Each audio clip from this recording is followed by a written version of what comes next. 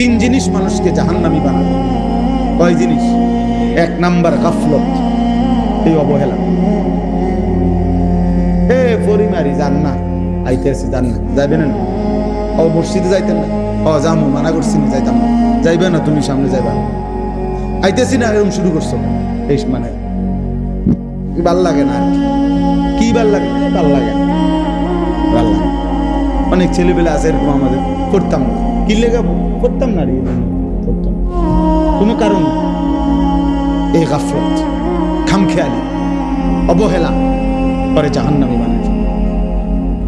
দুই নাম্বার হলো জাহালত, অজ্ঞতা, মূর্খতা।